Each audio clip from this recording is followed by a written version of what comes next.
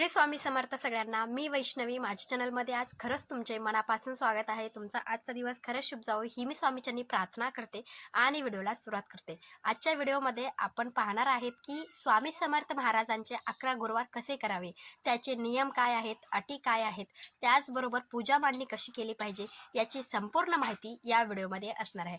चला मग व्हिडिओला सुरुवात करूया. सगळ्यात आधी माझ्या चॅनलवर पहिल्यांदा आला असाल तर माझ्या चॅनलला नक्की सबस्क्राईब करा आणि एक लाईक सुद्धा करा. सगळ्यात आधी स्वामी समर्थ महाराजांचे 11 गुरुवार का करावे? ज्यांच्या घरामध्ये ज्या अडचणी असतात त्या अडचणी आपल्या स्वामी महाराजांना सांगायच्या आहेत व त्याचं निवारण आपले स्वामी नक्की करतील. यासाठीच आपल्याला 11 गुरुवार करायचे आहेत. इच्छा जी तुम्हाला वाटते की ही इच्छा पूर्ण होईल, जी इच्छा असेल ती, तुमच्या घरातली जी अडचण असेल, तुमच्या शिक्षणाच्या बाबतीत असेल, जी गोष्ट असेल जी वाटते की आपण स्वामींवर विश्वास टाकून आपण त्यांचे 11 गुरुवार करावे, ती इच्छा पूर्ण व्हावी असं जर वाटत असेल तर स्वामींचे 11 गुरुवार नक्की करावे. जी अडचण असेल, सर्व प्रश्नांचं उत्तर म्हणजे स्वामींचे 11 गुरुवार आहेत, हे लक्षात ठेवा. तर तुम्हाला माहिती असावं की स्वामींचे 11 गुरुवार करत असताना आपल्याला पहिल्यांदा काय करायचं आहे.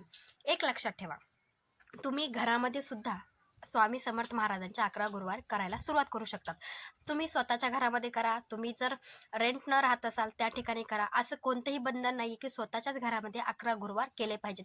ज्या ठिकाणी तुम्ही राहता, तुम्ही मावशीच्या घरी असताल, आत्याच्या घरी असताल, ज्यांच्या घरामध्ये असताल त्यांच्या घरामध्ये तुम्हाला स्वामींचे गुरुवार करता येणार आहेत. असं काहीही नाहीये की तुम्हाला स्वतःचंच घर असावं लागेल, असं काही त्याच्यामध्ये नियम नाहीये. तुम्ही ज्या ठिकाणी असाल, तुम्हाला वाटलं की तुम्ही त्या ठिकाणी स्वामींचे 11 गुरुवार करू शकतात. पुरुष असेल, स्त्री असेल, मुलगी असेल, मुलगा असेल, ज्यांना वाटतं त्यांनी स्वामींचे 11 गुरुवार करावं. हे खूप महत्त्वाचं आहे. ते झाल्यानंतर तुम्हाला माहिती असावं की असं नाहीये की पौष महिना आहे किंवा मार्गशीर्ष महिना आहे, कोणताही महिना असो, त्या महिन्यामध्ये आपण स्वामींचे गुरुवार करावं असा प्रश्न असतो. म्हणजे कोणत्या महिन्यात करायला सुरुवात करायचं आहे, वार बघावा लागतो, नंतर आपण बघतो तारीख बघत असतो, किंवा पौष महिना आहे, पौष महिन्यामध्ये गुरुवार करावे की नाही असा प्रश्न असेल तर एक लक्षात ठेवा, तुम्हाला इच्छा आहे तर तुम्ही कोणत्याही महिन्यामध्ये स्वामींचे गुरुवार करायला सुरुवात करू शकता. ही गुरुवार झाल्यानंतर पुढच्या गुरुवारी सुरुवात करा. ज्यावेळेस तुम्ही हा व्हिडिओ बघताल त्याच्यानंतरच्या गुरुवारपासून तुम्हाला 11 गुरुवार करायला सुरुवात करायची आहे. म्हणजे त्याला आपल्याला महिना बघायची गरज नाहीये किंवा कोणताही वाईट दिवस आहे असं बी म्हणायचं नाहीये. आपल्याला वाटलं की 11 गुरुवार करायला सुरुवात करायचं आहे, हे महत्त्वाचं आहे.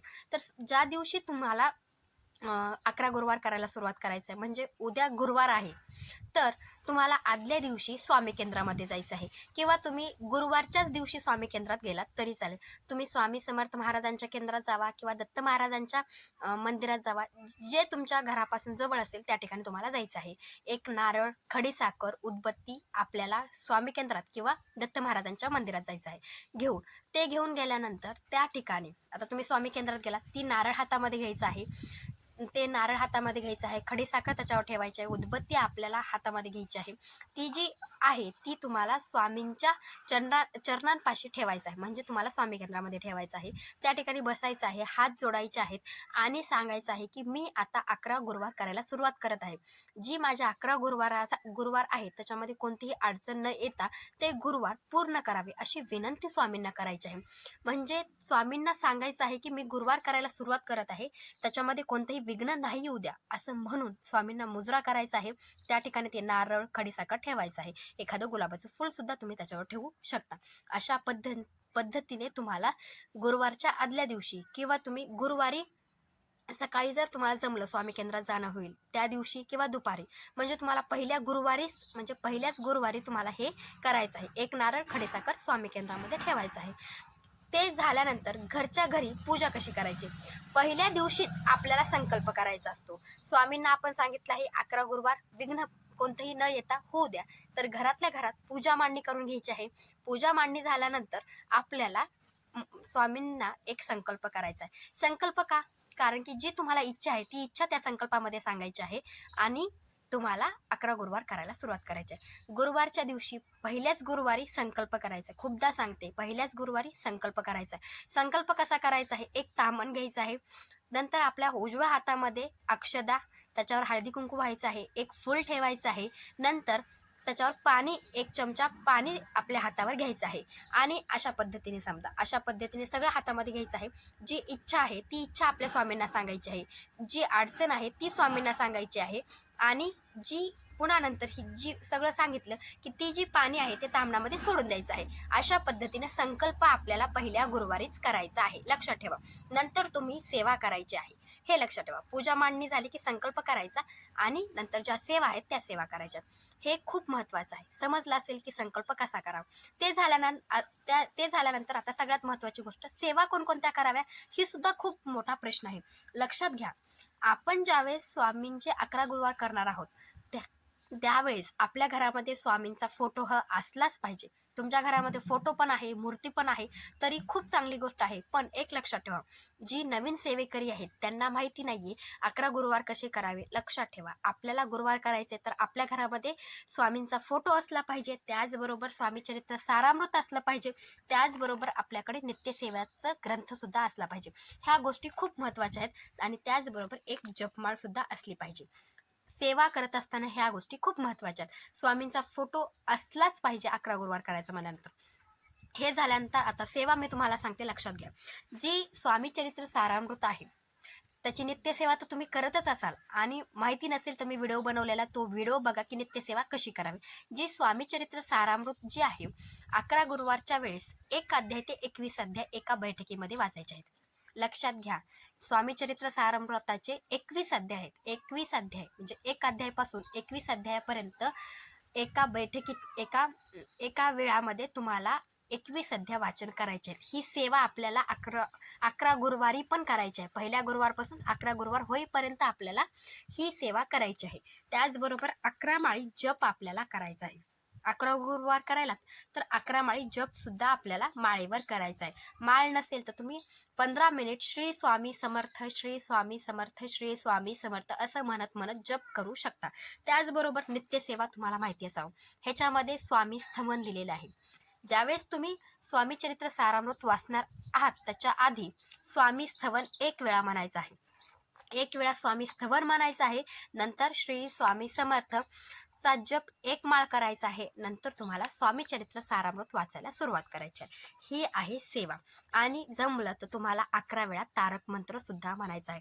सगळ्यात महत्वाची गोष्ट की आपल्याला एकच सेवा करायची आहे, ती म्हणजे स्वामी चरित्र सारामृत जी आहे त्याचे पूर्ण अध्याय एका बैठकीमध्ये वाचायचे आहेत.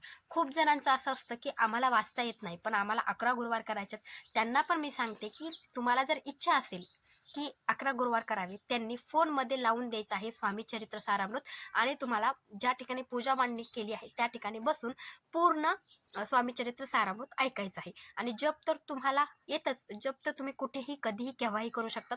तर जप तुम्हाला 11 माळी होईपर्यंत करायचं आहे किंवा 15 मिनिट असेल, अर्धा तास असेल, जेवढी इच्छा असेल तेवढ्या वेळ तुम्ही जप करू शकता, ज्यांना वाचता येत नाही. पण एक लक्षात ठेवा, 11 गुरुवार ही सुद्धा जी पहिल्या गुरुवारी सेवा केली आहे ती 11 गुरुवार होईपर्यंत सुद्धा आपल्याला सेवा करायची आहे. ह्या गोष्टी खूप महत्वाच्या आहेत. त्याचबरोबर 11 गुरुवार होईपर्यंत खूप जण नियमानुसार गुरुवार करतात. खूप जण दुसऱ्याच्या घरचं खात नाहीत. त्याचबरोबर दुसऱ्याच्या घरचं खायचं नसतं. त्याचबरोबर मांसाहार करायचा नसतो. चिकन, मटण, अंडी ह्या गोष्टी खायच्या नाहीत 11 गुरुवार होईपर्यंत. त्याचबरोबर असं म्हटलं जातं, स्वामी केंद्रामध्ये सुद्धा सांगितलं जातं की ज्यावेळेस तुम्ही सेवा करता त्यावेळेस आपलं मन त्याच ठिकाणी असलं पाहिजे. प्रयत्न करायचा आहे. उपवास खूप जण गुरुवारी पकडतात. तुम्हाला शक्य असेल, तुमची तब्येत जर तुम्हाला साथ देत असेल तर तुम्हाला उपवास पकडायचा आहे. 1 टाईम जेवण करायचं आहे आणि तुम्ही फराळ करू शकता किंवा तुम्ही फळं खाल्लात तरी चालेल. तुम्ही संध्याकाळच्या वेळी उपवास सोडा. सकाळी जर पूजा सेवा जर झाली तर तुम्ही दुपारी गुरुवार सोडलात तरी चालेल. जर तुम्ही संध्याकाळच्या वेळेस जर पूजा मांडणी करत असाल, म्हणजे संध्याकाळी 4 वाजता, संध्याकाळच्या वेळी म्हणजे 4च्या नंतर जर पूजा मांडणी करत असाल, नंतर जर सेवा तुम्ही करत असाल तर तुम्हाला रात्री स्वामींना जी बनवलं आहे तो नैवेद्य दाखवायचा आहे आणि नंतर तुम्हाला जेवण करायचं म्हणजे उपवास सोडायचा आहे. तुम्हाला 1 टाईम फराळ करायचे आहे, 1 टाईम जेवण तुम्हाला करता येणार आहे. जर तुम्हाला उपवास पकडता येत नसेल, तुम्हाला तुमची तब्येत जर साथ देत नसेल तर तुम्ही उपवास नाही पकडला तरी चालेल. तुम्हाला जेवढ्या सेवा 11 गुरुवारची जी पूजा मांडणी करायची, सेवा करायची, जे तुम्ही रोजच्या रोज खाता त्या गोष्टी तुम्ही खाऊ शकता. पण 11 गुरुवार करत असाल तर तुम्ही उपवास सुद्धा नक्की करू शकता. या गोष्टी सुद्धा खूप महत्वाच्या आहेत. आहे. हे झाल्यानंतर महत्त्वाची गोष्ट येते ती म्हणजे की 11 गुरुवार होत असताना जर एकादशी आली किंवा चतुर्थी आली तर मग तो दिवस आपल्या जी 11 गुरुवार सुरू आहेत त्याच्यामध्ये पकडायचा का, त्या दिवशी पूजा करायची की नाही, असा प्रश्नही असतो. तुम्हाला जर एकादशी असेल तर तुम्हाला दोन्हीपैकी एकच सेवा होऊ शकते. एक लक्षात ठेवा, तुम्ही एकादशी पकडता तर तुम्हाला एकादशीचाच व्रत करायचं आहे. तुम्हाला पूजा मांडणी करता येणार नाही, म्हणजे तुम्ही पूजा मांडणी केलात तरी सुद्धा 11 गुरुवारामध्ये तो गुरुवार पकडता येणार नाही. हे सुद्धा खूप महत्वाचं आहे. चतुर्थी आली, गुरुवारी जर चतुर्थी आली तर तुम्ही चतुर्थी पकडता तर तुम्हाला चतुर्थीच पकडायची आहे, गुरुवार पकडायचा नाही. नंतर तुम्हाला ती जी चतुर्थी असेल, एकादशी असेल गुरुवारी आलेली, तो दिवस सोडून द्यायचा आहे. त्या दिवशी जी आलेला आहे ते धरायचं आहे आणि त्याच्या पुढच्या गुरुवारी तुम्हाला गुरुवार धरायचा आहे, म्हणजे पुढचा गुरुवार करायचा आहे. मासिक धर्म आला तर तुम्हाला पूजा मांडणी करायचं नाही किंवा काहीच करता येत नाही. आपल्या सगळ्यांनाच माहिती आहे त्या दिवशी फक्त आपल्याला उपवास करता येणार आहे. मासिक धर्म आल्यानंतर सुद्धा ही सुद्धा खूप महत्त्वाची गोष्ट आहे. विटाळ पडला तर सुद्धा तुम्हाला जेवढे तुमचे गुरुवार झाले तेवढे गुरुवार धरायचे आणि जी विटाळ आला तेवढे तेवढे गुरुवार सोडून द्यायचे आणि त्याच्यानंतरचे जे गुरुवार राहिलेले आहेत ते कंटिन्यू करायचे. म्हणजे 2 गुरुवार केलात तुम्ही, पहिले 2 गुरुवार केलात, मधीत काहीतरी अडचण आली तर ती गुरुवार सोडून, म्हणजे ती पहिले 2 गुरुवार जे आहेत ती धरायचे. जी मध्ये गुरुवार आले आहेत फक्त उपवास पकडायचा आणि नंतरचे जे राहिलेले 9 गुरुवार आहेत ते पूर्ण करायचे. हे लक्षात ठेवा. म्हणजे काही अडचण आल्यानंतर जे गुरुवार झालेले आहेत, जे गुरुवार तुम्ही केलेले आहेत ते गुरुवार धरायचे आणि जे त्याच्यानंतरचे राहिलेले गुरुवार पूर्ण करायचे अशा पद्धतीने. आणि संकल्प पहिल्या गुरुवारीच करायचा. स्वामी केंद्रामध्ये सुद्धा आपल्याला एक नारळ खडीसाखर ठेवायचं आहे. आणि पूजा मांडणी कशी करायची चला आपण पाहूया. तर 11 गुरुवार केलेली पूजा मांडणी मी तुम्हाला दाखवत आहे, म्हणजे तुम्हाला समजून जाईल की 11 गुरुवारची पूजा मांडणी कशी करायची. तर ही स्वामींची मूर्ती आहे. जर तुमच्याकडे स्वामींची मूर्ती नसेल तर तुम्ही त्या ठिकाणी स्वामींचा फोटो घेतला तरी चालेल. तर तुम्हाला आधी एक चौरंग घ्यायचा आहे. चौरंगाच्या खाली स्वास्तिक काढायचं आहे, तुम्हाला दिसत असेल रांगोळीने. त्याच्यावर हळदी कुंकू व्हायचं आहे. ते झाल्यानंतर चौरंगावर तुम्हाला लाल रंगाचं वस्त्र किंवा पिवळ्या रंगाचं वस्त्र टाकून घ्यायचं आहे. ते झाल्यानंतर स्वामींची जी मूर्ती आहे किंवा फोटो आहे त्याच्या मूर्तीवर किंवा फोटोवर अभिषेक घालायचा आहे पाण्याने, पंचामृताने. आणि नंतर मूर्ती आपल्याला चौरंगावर ठेवायची. त्याच्या आधी अक्षता ठेवायच्या आहेत आणि नंतर मूर्ती ठेवायची. ते झाल्यानंतर तुम्हाला लक्षात यावं की श्रीयंत्र सुद्धा तुम्हाला पूजेमध्ये ठेवायचं आहे. ते त्याचबरोबर शंख असेल शंख ठेवू शकता. नंतर घरामध्ये घंटा असेल तर घंटा ठेवू शकता. आणि लक्षात ठेवा, कोणतीही पूजा करत असताना दिवा प्रज्वलित करून घ्यायचा असतो, नंतर पूजेला सुरुवात करायची. दिव्याची सुद्धा पूजा आपल्याला पहिल्यांदा करून घ्यायची आहे. ते झाल्यानंतर आपल्याला एक सुपारी घ्यायची आहे अशा पद्धतीने. त्या सुपारीचा सुद्धा अभिषेक करायचा आहे. ओम गण गणपती नमः. नंतर तुम्हाला एक खोबरं घ्यायचं आहे. खोबऱ्यावर थोडीशी साखर किंवा गूळ ठेवायचा आहे. ही झाली आपल्या गणपतीची पूजा. त्याच्यावर तुम्हाला दुर्वा सुद्धा ठेवायच्यात. माझ्याकडे नव्हत्या म्हणून मी ठेवल्या नाहीत. पण दुर्वा सुद्धा आपल्याला 11 गुरुवारची पूजा करत असताना प्रत्येक गुरुवारी लागणार आहेत. 2 विड्याच्या पानावर गणपतीची सुपारी ठेवायची आहे. केळी असेल किंवा कोणतेही फळ असेल ते सुद्धा आपल्याला 11 गुरुवारच्या पूजेमध्ये ठेवायचं आहे. ते झाल्यानंतर आपल्याला पाण्याचा पेला सुद्धा तिथं ठेवायचा आहे. जे तुमच्या घरामध्ये नैवेद्य केला आहे तो नैवेद्य सुद्धा स्वामींना दाखवायचा आहे. अशा सोप्या पद्धतीने पूजा मांडणी आपल्याला 11 गुरुवारची करायची आहे. आणि त्याचबरोबर तुमचा चौरंग मोठा असेल तर स्वामी चरित्र सारामृत तुम्ही चौरंगावरच ठेवू शकता. आणि त्याचबरोबर जी आपली जपमाळ आहे ती सुद्धा आपल्याला चौरंगावर ठेवून घ्यायची आहे. अशा पद्धतीने सोप्या पद्धतीने ही पूजा मांडणी आहे. अशा पद्धतीने तुम्हाला पूजा मांडणी करायची आहे.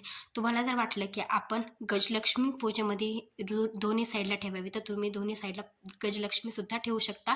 आणि आपल्याला जेवढं जमेल तर तुम्ही पाहिलात की पूजा मांडणी कशी केली आहे. अशा पद्धतीने पूजा मांडणी करायची आहे. मी मूर्ती ठेवलेली आहे. जर मूर्ती नसेल तर तुम्ही स्वामींचा फोटो ठेवू शकता. एक लक्षात ठेवा, साध्या पद्धतीने पूजा मांडणी करायची आहे. आणि एक लक्षात ठेवा, जी गणपतीची सुपारी आपण ठेवलेली आहे ती प्रत्येक गुरुवारी तीच गणपतीची सुपारी वापरायची आहे. ही सुद्धा खूप महत्त्वाची गोष्ट आहे. जी सुपारी आपण ठेवली आहे तीच सुपारी आपल्याला प्रत्येक गुरुवारी वापरायची आहे. खूप जण गणपतीची मूर्ती ठेवतात. तुम्ही सुद्धा गणपतीची मूर्ती ठेवू शकता. पण 11 गुरुवार करत असताना असं वाटते की एक गणपतीची सुपारी आपल्याला ठेवायची आहे आणि तीच गणपतीची सुपारी 11 गुरुवार होईपर्यंत आपल्याला वापरायची आहे. 11 गुरुवार होईपर्यंत एका वेळेमध्ये, ज्या वेळी सकाळी पूजा मांडला तर तुम्ही सकाळच्याच वेळी 11 गुरुवारीही मांडायची आहे पूजा. तुम्ही सेवा लगेचच्या लगेच करून घ्यायच्या आहेत. पूजा मांडणी झाली की लगेचच्या लगेच सेवा करून घ्यायच्या, नंतर तुमचे कामं करायचे आहेत. खूप जणांचं असं असतं की सकाळी पूजा मांडणी करायचं आहे, ज्यावेळेस तुम्हाला टाइम भेटेल त्यावेळेस तुम्ही सेवा करू शकता. हे सुद्धा महत्त्वाचं आहे. प्रत्येक गुरुवारी तुम्ही कधीच स्वामींची आरती केली नसेल तर प्रत्येक गुरुवारी 11 गुरुवार करायला, तर गुरुवारी तुम्हाला गणपतीची आरती आणि स्वामी महाराजांची सुद्धा आरती करायला सुरुवात करायचं आहे. या गोष्टी खूप खूप महत्त्वाच्या आहेत. आणि तुम्ही घरामध्ये सकाळी जर काही बनवलं असेल, गुरुवारी जर तुम्ही सकाळी दूध बनवलं असेल तर दूध स्वामींना दाखवायचं आहे. नंतर तुम्ही घरामध्ये जर काही बनवलं असेल ते सुद्धा स्वामींना नैवेद्य म्हणून दाखवायचं आहे. आणि प्रत्येक गुरुवारी स्वामींना नैवेद्य दाखवूनच तुम्हाला जेवण करायचं आहे. या गोष्टी खूप महत्त्वाच्या आहेत. काही प्रश्न असतील कमेंटमध्ये नक्की विचारा, त्याचं उत्तर मी नक्की देईल. माझा हा व्हिडिओ आवडला असेल लाईक शेअर सबस्क्राईब नक्की करा. भेटूया नंतरच्या व्हिडिओमध्ये. श्री स्वामी समर्थ. श्री गुरुदेव दत्त.